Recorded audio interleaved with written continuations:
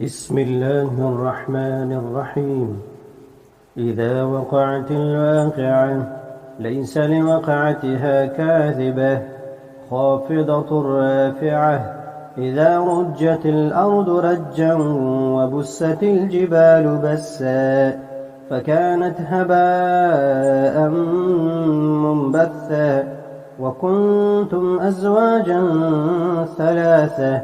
فأصحاب الميمنة ما أصحاب الميمنة وأصحاب المشأمة ما أصحاب المشأمة. والسابقون السابقون أولئك المقربون في جنات النعيم. ثلة من الأولين وقليل من الآخرين على سرر موضونة متكئين عليها متقابلين. يطوف عليهم ولدان مخلدون بأكواب وأباريق وكأس من معين لا يصدعون عنها ولا ينزفون.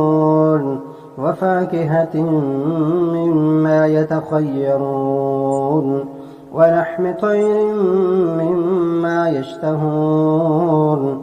وحور عين كأمثال اللؤلؤ المكنون جزاء بما كانوا يعملون.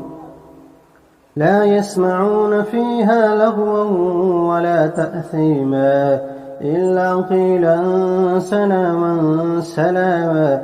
وأصحاب اليمين ما أصحاب اليمين في سدر مخضود وطلح منضود وظل ممدود وماء مسكوب.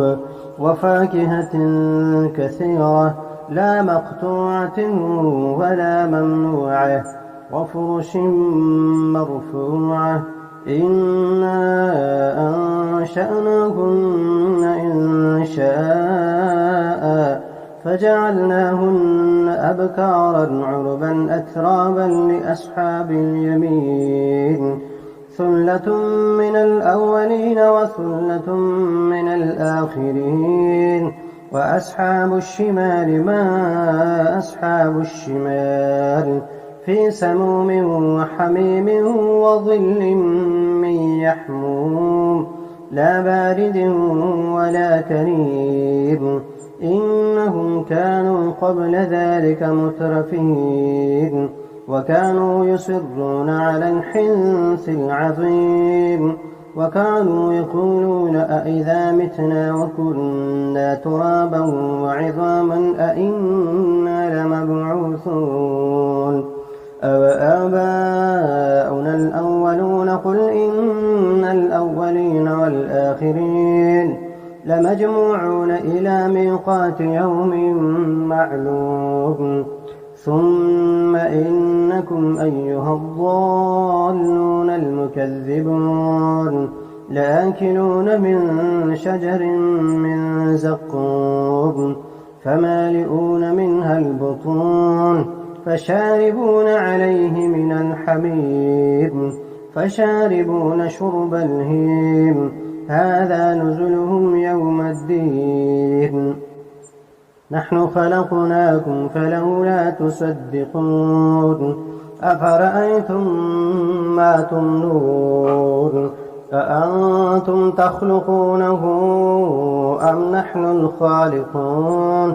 نحن قدرنا بينكم الموت وما نحن بمسبوقين على أن نبدل أمثالكم وننشئكم فيما لا تعلمون. ولقد علمتم النشأة الأولى فلولا تذكرون. أفرأيتم ما تحرثون أأنتم تزرعونه أم نحن الزارعون. لو نشاء لجعلناه حطاما فظلتم تفكهون. إنا لمغرمون بل نحن محرومون أفرأيتم الماء الذي تشربون أأنتم أنزلتموه من المزن أم نحن المنزلون لو نشاء جعلناه أجاجا فلولا تشكرون أفرأيتم النار التي تورون أأنتم أنشأتم شجرتها أم نحن المنشئون نحن جعلناها تذكرة ومتاعا للمقوين فسبح باسم ربك العظيم فلا أقسم بمواقع النجوم وإنه لقسم لو تعلمون عظيم إنه لقرآن